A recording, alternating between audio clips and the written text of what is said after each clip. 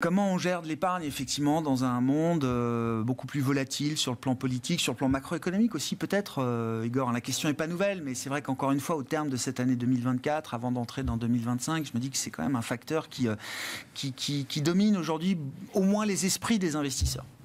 Moi qui ai toujours un point de vue un tout petit peu provocateur, je dirais qu'il n'y a pas vraiment d'instabilité politique. Il y a plus une alternance politique, puisque aux États-Unis, c'est pas une instabilité. Il y a un pouvoir républicain, toutes les chambres, vote populaire, vote de collège des électeurs. Donc ça, c'est une alternance. Au Royaume-Uni, c'est une alternance. Il y a une instabilité qui a été provoquée par nous-mêmes en France. Il y a une instabilité, effectivement, en Allemagne, mais en Italie, il n'y en a pas. En Espagne, il n'y en a pas. En Inde, il n'y en a pas eu. Bon, en Russie, si tant est que l'élection puisse être comparée. Mais enfin, en Ukraine, l'élection présidentielle n'a pas été faite, alors qu'il devait y avoir une. Donc, moi, je dirais qu'il y a des zones d'instabilité qui sont maintenant au grand jour, à côté de zones d'alternance où il y a des mouvements de tectonique de plaques économiques et financières, monétaires qui sont en train de changer. La macroéconomie, il n'y a pas trop de volatilité. C'est une reprise qui est un peu molle. En Europe, on est toujours dans une espèce de dichotomie entre le très au sud, le très au nord, et puis le cœur qui végète. Donc, non, c'est une année où même la volatilité des marchés n'a pas été exceptionnelle. Action. Bon, les taux, c'est plus lié au changement de politique monétaire que réellement au momentum économique. C'est très difficile de descendre. Enfin, moi, je pense qu'on aurait dû aller plus vite parce qu'effectivement, il n'y a pas beaucoup de croissance. Donc, il faut un peu stimuler la croissance. Mais comme on est allé très haut, très vite, c'est aussi compliqué de descendre très vite parce que ça fait aussi peur.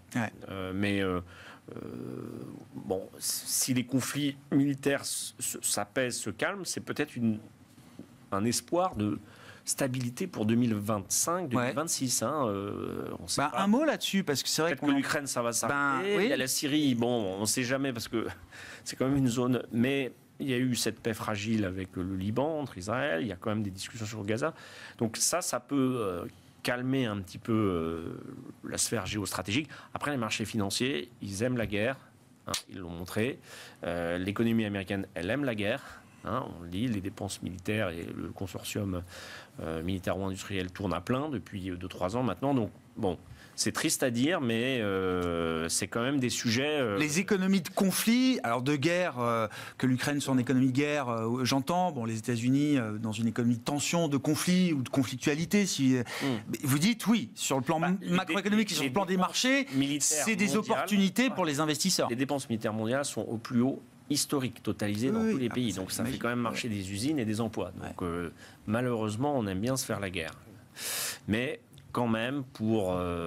Et à ce titre-là, c'est quoi la réflexion qu'on a si jamais effectivement le conflit russo-ukrainien est stoppé par Trump dès Day One, comme il nous le promet et comme il réaffirme encore la possibilité ce week-end. Enfin, je veux dire, qu'est-ce que ça change pour l'investisseur en Europe ?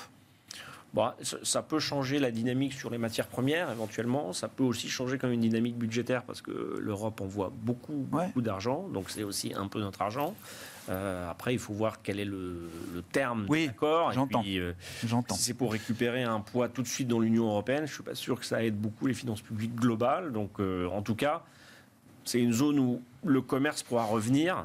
Et c'est quand même une zone assez clé, cette zone. Je ne parle pas la zone en dessous, canal de Suez, etc. Bon, je pense que c'est quand même toujours mieux, sachant qu'on a un paysage douanier qui va se durcir, qu'on ait une globalisation qui revient un peu à un mode normal. C'est-à-dire que, bon, il faudra quand même qu'on puisse, entre grandes puissances, se parler et commercer. Parce que c'est ça qui, quand même, alimente... Sortir du conflit de haute intensité, comme disent les spécialistes, ce serait quand même plutôt une bonne nouvelle. Je mets de côté, évidemment, les dommages humains sur le terrain. Les États-Unis et l'Europe, on ne va pas pouvoir vivre sans les Chinois, les Indiens et les Russes. Enfin, voilà, il va falloir qu'on trouve des moyens de communication. Il y a un excès de pessimisme là en Europe, en France sur le CAC. Là, ça fait 7-8 séances que le CAC se stabilise, rebondit un peu. Ça nous dit quand même quelque chose, Igor ? Moi, je pense que ma sérénité, elle vient surtout de l'expérience sur la zone euro qui a connu quand même des moments extrêmement difficiles auparavant. Après qu'il y ait une instabilité très caractéristique française et puis, je dirais, ponctuelle en Allemagne, bon, c'est aussi la vie des systèmes politiques. quand on regarde ce qui s'est passé sur les marchés actions, la peur de l'alternance ou de l'instabilité, ça n'a pas empêché les marchés dominants, c'est-à-dire les marchés américains. Pourquoi ils sont favorisés ? Parce que certes, les actions américaines sont hautes, chères, mais incontournables, et tous les flux y vont. Donc, on est dans un marché. Donc, si les flux partent d'un endroit à un autre, ça a baissé. Après, je suis d'accord, les sociétés internationales européennes, là, elles sont achetables. D'accord. Celles qui sont avec le même périmètre, des sociétés leaders, des bons produits, clairement. Il y a des comparables européens là qui sont vraiment intéressants à regarder. Trop européennes ou qui sont exposées à des thématiques type l'automobile ou le luxe, donc la Chine en fait, un peu plus l'électrique, là, c'est une dynamique un peu différente, mais vraiment les plateformes mondiales, qu'elles soient cotées en Europe ou aux États-Unis, sont les mêmes métriques de marge, il n'y a aucune raison. Et là, à mon avis, il y a trop de pessimisme et il faut rentrer. Alors, en décembre, peut-être pas. On a aussi un peu de temps. Je veux dire, l'Europe, elle ne démarre pas comme ça en prenant 40%. Non, mais le marché peut aller vite sur des histoires comme ça. Oui, alors c'est quand même des macro thèmes. Schneider, il faut que la croissance mondiale soit quand même là. C'est des thèmes à diffusion lente. Parce qu'on voit de plus en plus le marché. Elles sont partout. Oui. Donc, il faut que partout, ça marche un peu. Le marché joue parfois très vite la fin de l'histoire, aujourd'hui. Dans des marchés algorithmés, etc., ça peut aussi aller très vite. Mais là, vous dites, on a du temps quand même pour se repositionner. Là, on dit toujours aux clients qu'ils ont du temps parce qu'on ne peut jamais acheter au plus bas et au plus haut. Donc, il faut vendre, il faut acheter. Mais là, c'est vraiment un thème des grandes valeurs internationales cotées en Europe qui ont des bons modèles économiques et des positions de leadership. Ça, c'est à mon sens, aujourd'hui, on peut mettre... Et puis peut-être même les petites et moyennes entreprises, parce qu'elles sont toujours très, très décotées et qu'elles vont finir par disparaître, être retirées de la cote à un moment ou à un autre. Parce que c'est ça, le risque pour un investisseur boursier, c'est qu'un jour, il y en a un plus malin sur le non-coté qui dit, bon, ça ne sert à rien de la laisser en bourse. Et on est au point où soit elles rebondissent, soit elles se font sortir, Oui, puis il y a des gens qui n'ont plus envie d'être en bourse parce qu'ils voient leur cours de bourse, des familles, des patrons en disant je ne vais pas communiquer tous les trimestres tout mon business plan à mes concurrents qui sont de mon côté pour être valorisé 5 fois le bénéfice de l'année. Donc c'est un marché. Donc bon, je pense qu'il y a plutôt des opportunités. Malheureusement, il faut dire aux gens que c'est quand ça va un peu plus mal qu'il y a des opportunités. On attend les tarifs douaniers, mais il y a l'Ukraine. Mais effectivement, le vote en Allemagne, il ne va peut-être pas être si catastrophique. Le pire n'est jamais certain et vendre Armageddon a toujours été pour moi un très mauvais conseil aux investisseurs. Après, il y a des grandes crises. 2007, 2008, c'est des grandes crises. Voilà, les années 30 aussi. Mais il n'y en a pas quand même tous les 2-3 ans. Ouais. Face au mur obligataire, comme vous le disiez au début, il y a des chances parce qu'il y a deux versions. Il y a soit Trump... Ça s'agit, devient raisonnable, met de l'eau dans son vin, les marchés ont raison, je suis un homme de marché, je prends acte du signal. Soit il y a le Trump disrupteur. Cette voie-là, il faut sans doute pas l'exclure. Je pense qu'il faut pas un Trump un peu jusqu'au boutiste. Ouais, et encore moins compte tenu de la plateforme politique qu'il a élue en 2024. C'est quand même pas la même que celle qu'il a élue en 2016. Igor, sur les premiers pas de Donald Trump, ça y est, c'est fait. Je veux dire, plus disrupteur au premier mandat qu'au second. Puisque au second, en fait, déjà, il est connu, ses méthodes sont connues, et qu'il a en plus aujourd'hui une plateforme qui est plus stable. Et je ne sais pas s'il a besoin d'être plus disrupteur que ça. Après, les mesures nouvelles, et là, il y a peut-être politiquement une ère nouvelle de la démocratie, le sujet des flux migratoires qui sont inabsorbables si on les démultiplie. Il y a le sujet démographique, il y a tout un tas de sujets qui sont fondamentaux pour toute démocratie, tout pays, toute communauté. Donc je pense que lui, il est très intéressé par adresser ces sujets-là. Après, c'est un businessman, il va faire ce qu'il faut. Un président américain est toujours pro-business, pro-américain, qu'il soit démocrate. Peut-être même quand il est démocrate, il est encore plus pro-américain. Mais à vouloir être trop pro-business, est-ce qu'il écouterait le message des marchés si à un moment les marchés venaient lui dire oui, enfin réindustrialiser en mettant les migrants dehors, faire baisser les prix en faisant des baisses d'impôts, maîtriser les finances publiques en continuant là aussi de baisser la fiscalité, ça va être compliqué, monsieur Trump. Le taux à 4,10 ou 4,15, c'est pas le bon prix. On va vous le mettre à 5, 5,25, 5,50.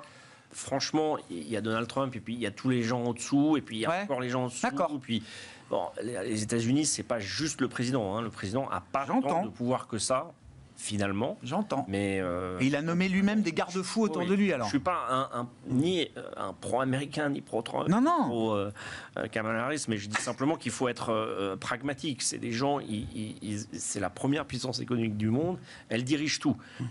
Les Américains n'ont pas besoin d'épargner parce que nous, on dirige toute notre épargne chez eux et on finance leur bêtises comme leur réussite puisqu'on finance leur budget. Donc moi je pense qu'il ne faut pas d'erreur de trajectoire monétaire. Ça que ce soit chez eux ou chez nous, c'est ça. Donc la balle est dans le camp de Powell, quoi.